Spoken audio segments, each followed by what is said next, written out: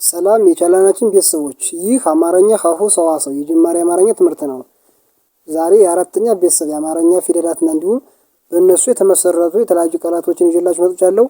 እናንተም ቪዲዮውን ላይክ፣ ሼር እንዲሁም ቤተሰብ ካልሆናችሁ ሳብስክራይብ ያደርጋችሁ ቤተሰብ ሁኑ። ከዚህ በተጨማሪ የአማርኛ፣ የእንግሊዘኛ፣ የሂሳብ፣ የኦሮምኛ እንዲሁም የግዕዝ ትምህርቶችን እያስተማርን እንገኛለን። እርስዎም ባሉበት ቦታ ሆነው በስልኮ ብቻ መማር ከፈለጉ ከዚህ ከታች ከቪዲዮ ላይ ባለው ስልክ ቀጥታ በመደወል እንዲሁም በቴሌግራም በኢሞና በኢንስታግራም ብትደውሉ ወይም መልእክት ታስቀምጡ ይደርሰናል ማለት ነው። አሁን ቀጥታ ወደ ትምህርቱ እናልፋለን። አብራችሁን ቆዩ። እሺ፣ ዛሬ እንግዲህ የአራተኛ ቤተሰብ የአማርኛ ፊደላትን ማለትም ከሀ እስከ ፓ ድረስ ያሉ ሁሉንም የአራተኛ ቤተሰብ የአማርኛ ፊደላትን አንድ ባንድ እያነበብን እንማራለን ማለት ነው። እንዲሁም ከዚህ በተጨማሪ እነዚህን የአራተኛ ቤተሰብ የአማርኛ ፊደላትን መጀመሪያ እያደረግ የተለያዩ ቃላቶችን መስርተን እነሱን እናነባለን ማለት ነው። እናንተም ቪዲዮውን እያቆማችሁ እንደገና እያስጀመራችሁ እየጻፋችሁ እየተለማመዳችሁ እስከ ቪዲዮ ፍጻሜ ድረስ አብራችሁ ቆዩ። እሺ፣ እንግዲህ በመጀመሪያ እነዚህ አንድ አይነት ቀለም የተቀቡት አንድ አይነት ድምጽ ያላቸው ነገር ግን የተለያየ ምልክት ያላቸው ፊደላት ናቸው ማለት ነው። ወይንም እንዳያደናግራችሁ ነው ማለት ነው። ለምሳሌ ሶስት አይነት ሀ እንዳለ አይተን ነበረ። እነዚህም እንግዲህ የሀ የሶስቱ የአራተኛ ቤተሰቦች ናቸው ማለት ነው። እነዚህ ሁለቶችና ይቺ ወይንም አንድ አይነት ቀለም የተቀቡት ማለት ነው። እነዚህም ደግሞ እንግዲህ ሁለት አይነት እንዳሉ አይተን ነበረ። እነዚያም እንግዲህ የአራተኛ ቤተሰቦቹ ናቸው ማለት ነው። እንደምታዋቸው እንግዲህ ምልክታቸው ይለያያል፣ ነገር ግን ድምጻቸው ሁለቶችንም ሳብለን ጠራቸዋለሁ ወይም አንድ አይነት ድምጽ ነው ያላቸው ማለት ነው። በተጨማሪም እነዚህ እንግዲህ ይቺ ሁለት አይነት አንድ አለ አይተን ነበረ። እነዚህም ይቺ አረንጓዴ ቀለም የተቀቡት የሁለቱ አ ቤተሰቦች የአራተኛ ቤተሰብ ወይም አ ብለን የምንጠራቸው ናቸው ማለት ነው። እንዲሁም እነዚህ ቢጫ ቀለም የተቀቡት ደግሞ የጸ ሁለቱ ቤተሰቦች ወይንም ጻ ብለን የምንጠራቸው የጸ የአራተኛ ቤተሰብ ናቸው ማለት ነው። እና እነዚህ አንድ አይነት ከለር ያደረግናቸው እንግዲህ አንድ አይነት ድምጽ ናቸው፣ አንድ አይነት ድምጽ የሆኑትን ነው ማለት ነው። እሺ፣ አሁን ፊደሎችን ስናነባቸው እቺ የመጀመሪያው ፊደል ማናት? ሀ የሀ ቤተሰብ የአራተኛዋ ፊደል፣ ላ የለ ቤተሰብ የአራተኛዋ ፊደል፣ ሀ የሀ ቤተሰብ የአራተኛዋ ፊደል፣ ማ የመ ቤተሰብ የአራተኛዋ ፊደል፣ ሳ የሰ ቤተሰብ የአራተኛዋ ፊደል፣ ራ የረ ቤተሰብ የአራተኛዋ ፊደል፣ ሳ የሰ ቤተሰብ የአራተኛዋ ፊደል፣ ሻ የሸ ቤተሰብ የአራተኛዋ ፊደል፣ ቃ የቀ ቤተሰብ የአራተኛዋ ፊደል፣ ባ የበ ቤተሰብ የአራተኛው ፊደል፣ ታ የተ ቤተሰብ የአራተኛው ፊደል፣ ቻ የቸ ቤተሰብ የአራተኛው ፊደል፣ ሀ የሀ ቤተሰብ የአራተኛው ፊደል፣ ና የነ ቤተሰብ የአራተኛው ፊደል፣ ኛ የኘ ቤተሰብ የአራተኛው ፊደል፣ አ የአ ቤተሰብ የአራተኛው ፊደል። እሺ፣ አሁን ደግሞ እነዚህኞችን ስናይ ካ የከ ቤተሰብ የአራተኛው ፊደል፣ ሀ የኸ ቤተሰብ የአራተኛው ፊደል፣ ዋ የወ ቤተሰብ የአራተኛው ፊደል፣ አ የአ ቤተሰብ የአራተኛው ፊደል፣ ዛ የዘ ቤተሰብ የአራተኛው ፊደል፣ ዣ የዠ ቤተሰብ የአራተኛው ፊደል፣ ያ የየ ቤተሰብ የአራተኛው ፊደል፣ ዳ የደ ቤተሰብ የአራተኛው ፊደል፣ ጃ የጀ ቤተሰብ የአራተኛው ፊደል፣ ጋ የገ ቤተሰብ የአራተኛው ፊደል፣ ጣ የጠ ቤተሰብ የአራተኛው ፊደል፣ ጫ የጨ ቤተሰብ የአራተኛው ፊደል፣ ጳ የጰ ቤተሰብ የአራተኛው ፊደል፣ ጻ የጸ ቤተሰብ የአራተኛው ፊደል፣ ጻ የጸ ቤተሰብ የአራተኛው ፊደል፣ ፋ የፈ ቤተሰብ የአራተኛው ፊደል፣ ፓ የፐ ቤተሰብ የአራተኛው ፊደል። እሺ፣ እነዚህ እንግዲህ ከሀ እስከ ፓ ድረስ ያሉ ሁሎችም የአራተኛ ቤተሰብ የአማርኛ ፊደላት ናቸው ማለት ነው። እንግዲህ እነዚህ የአራተኛ ቤተሰብ የአማርኛ ፊደላት በድምጽም እንግዲህ አንድ አይነት ድምጽ አላቸው። ስናነባቸው ውስጣዊ አንድ አይነት ድምጽ አላቸው ማለት ወይም አ የሚል ድምጽ አላቸው ማለት ነው። ለምሳሌ እቺ ሀ ላ ስንል እንግዲህ ሁሎችም አ የሚል አንድ አይነት ድምፅ አላቸው ማለት ነው። ምልክታቸው ደግሞ እንግዲህ የሁሎችም ሳይሆን የአብዛኞቹ የአንዳንዶቹ በግራ በኩል ያለው እግራቸው አጭር ነው፣ በቀኝ በኩል ያለው ደግሞ ረጅም ነው ማለት ነው። ለምሳሌ እንደነ ላ፣ እንደነ ሳ፣ እንደነ ሻ፣ እንደነ ባ ያሉ ፊደላት የአራተኛ ፊደሎች የቀኝ በኩል እግራቸው ረጅም ነው፣ ነገር ግን በግራ በኩል ያለው ደግሞ እግራቸው አጭር ነው ማለት ነው። የአንዳንዶቹ ደግሞ ለምሳሌ እንደነ ቃ፣ እንደነ ታ፣ እንደነ ቻ ያሉ ደግሞ ፊደላት ደግሞ የአንዳንዶቹ ወደ ግራ የታጠፉ ናቸው ማለት ነው። አያችኋቸው? እነቃ እነታ እነዚህ እንግዲህ ወደ ግራ የታጠፉ ናቸው ማለት ነው። እንግዲህ እንደ አጋጣሚ ሆኖ እንግዲህ የአራተኛ ቤተሰብ ፊደሎች ምልክታቸው የተለያየ እንደ የፊደሎቹ የሚለያዩ ናቸው ማለት ነው። ስለዚህ በድምጽ ከሆነ አ የሚል ድምጽ አላቸው። ነገር ግን ምልክታቸውን የነዚህ የእያንዳንዳቸውን መለየት ያስፈልጋቸዋል ማለት ነው።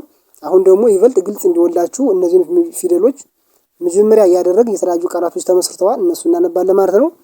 እሺ እነዚህ እንግዲህ ሁሎችም መጀመሪያ የሆኑት ወይም ቀይ ቀለም የተቀቡት ሀዚህ ያሉት የአራተኛ ቤተሰብ ፊደላት ናቸው ማለት ነው። ለምሳሌ እቺ የመጀመሪያው ቃል ምን ትላለች? እቺ ላም ላም ስትል እቺ ማናት ማለት ነው? ላ የለ ቤተሰብ የአራተኛዋ ፊደል ወይንም እቺ ማለት ነው። ይቺኛዋስ ም የመ ቤተሰብ ስድስተኛዋ ፊደል በአንድ ላይ ላም ላም የሚል ቃል አለ። ይሄኛውስ ምን ይላል?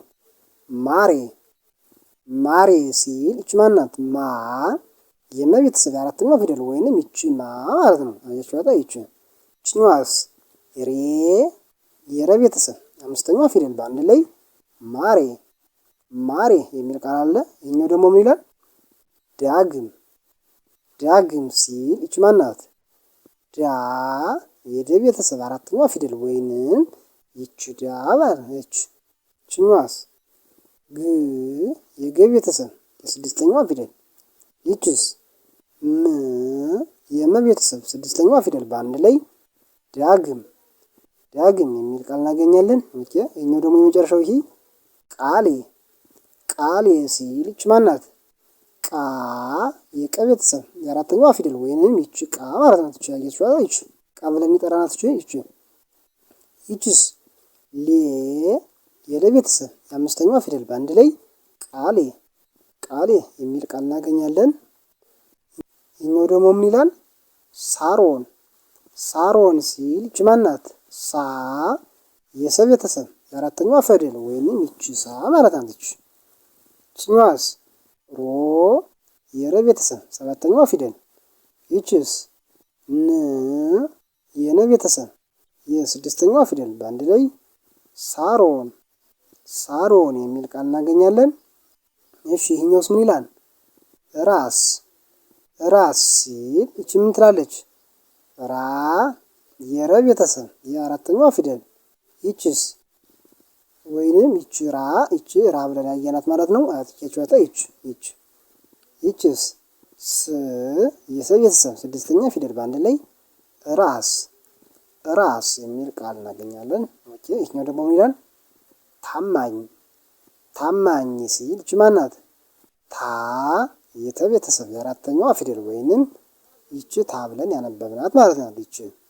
ይቺኛዋስ ማ የመ ቤተሰብ የአራተኛዋ ፊደል ወይንም ይቺ ማ ማለት ነው። ይቺኛዋስ ኝ በአንድ ላይ ታማኝ ታማኝ የሚል ቃል እናገኛለን። ይቺኛዋ እንግዲህ ማናት ወይንም ይቺ የአራተኛዋ ፊደል ስትሆን ቀይ ቀለም ያልተቀባችው እንግዲህ የመጀመሪያ የሆኑችን ስላደረግን ነው እንጂ ይቺኛዋም የአራተኛ ፊደል ናት። ወይንም የአራተኛ እንደ ሁሎችም የአራተኛ ፊደላት ቀይ ቀለም የተቀቡ እንዳይመስሏችሁ። ነገር ግን እቺ ማዕከል ላይ ወይም መጨረሻ ያሉትን አልተቀቡም። እኛ ለማድረግ የፈለኩኝ መጀመሪያ ያደረኳቸውን እነሱን ነው ቀይ ቀለም ለመቀባት የሞከርኩ እንጂ ይቺኛዋ ማም የአራተኛ ፊደል ናት ወይም ከዚህ ያለች ማለት ነው። ይሄኛው ደግሞ ምን ይላል? ጫጩት ጫጩት ሲል እቺ ማን ናት? ጫ የጨ ቤተሰብ የአራተኛዋ ፊደል ወይንም እዚህ ላይ ጫ ብለን የተማርናት ማለት ናት። ይቺስ ጩ የጨ ቤተሰብ ሁለተኛ ፊደል ይቺስ ት የተ ቤተሰብ የስድስተኛ ፊደል በአንድ ላይ ጫጩት ጫጩት የሚል ቃል እናገኛለን። የኛውስ ባቡር ባቡር ሲል እቺ ማን ናት? ባ የበ ቤተሰብ የአራተኛዋ ፊደል ወይንም ይቺ ባ ማለት ነው። ይቺስ ቡ የበ ቤተሰብ የሁለተኛዋ ፊደል ይችስ ር የረ ቤተሰብ የስድስተኛዋ ፊደል በአንድ ላይ ባቡር ባቡር የሚል ቃል እናገኛለን። ይህኛውስ ምን ይላል? ሀያ ሀያ ሲል ይህ ምን ይላል? ማናት? ሀ የሀ ቤተሰብ የአራተኛዋ ፊደል ወይንም ይቺ ሀ ብለን እዚህ ያነበብናት ማለት ናት። ይችኛዋስ ያ የቤተሰብ የአራተኛዋ ፊደል ወይንም ይችኛዋ እዚህ ላይ ያ ብለን ያየናት ይቺ ማለት ነው። ይቺ ማለት ነው። በአንድ ላይ ሀያ ሀያ የሚል ቃል አለ። እሺ ይህኛውስ ምን ይላል? ካምፕ ካምፕ ሲል ይቺ ማን ናት? ካ የከቤተሰብ የአራተኛ ፊደል ይችስ ም የመቤተሰብ የስድስተኛዋ ፊደል ይችስ ፕ የፐቤተሰብ የስድስተኛ ፊደል በአንድ ላይ ካምፕ ካምፕ የሚል ቃል አለ ማለት ነው። ይቺ ካ እንግዲህ ይቺ ካ ይችኛዋ ናት ማለት ነው። ይቺ እዚህ ላይ ካ ብለን ያነበብናት አያችሁ አይደል? ይቺ ካ ማለት ይችኛዋ ናት ማለት ነው። እሺ ከዚህ ደግሞ ፋንታ ፋንታ ሲል ይቺ ማን ናት? ፋ የፈ ቤተሰብ የአራተኛዋ ፊደል ወይንም ከዚህ ላይ ፋ ብለን ያነበብናት ይቺ ማለት ነው። ይችኛዋስ ን የነ ቤተሰብ ስድስተኛዋ ፊደል ይችስ ታ የተ ቤተሰብ የአራተኛዋ ፊደል ወይንም ይቺ ታ ማለት ነው። አንድ ላይ ፋንታ ፋንታ የሚል ቃል አለ። እሺ ይሄኛው ደግሞ ዛፍ ዛፍ ሲል ይቺ ማን ናት? ዛ የዘ ቤተሰብ የአራተኛዋ ፊደል ወይንም ይቺ ዛ ማለት ናት። ይችኛዋስ ፍ የፈ ቤተሰብ ስድስተኛዋ ፊደል በአንድ ላይ ዛፍ ዛፍ የሚል ቃል እናገኛለን። እሺ ይሄኛው ቃል ደግሞ ምን ይላል? ይሄኛው ምን ይላል? ቻሌ ቻሌ ሲል ይቺ ማን ናት? ቻ የቸ ቤተሰብ የአራተኛዋ ፊደል ወይንም ይቺ ቻ ብለን ያነበብናት ማለት ነው። ይችኛዋስ ሌ የለ ቤተሰብ የአምስተኛዋ ፊደል በአንድ ላይ ቻሌ ቻሌ የሚል ቃል እናገኛለን። እሺ ይሄኛው ደግሞ ምን ይላል?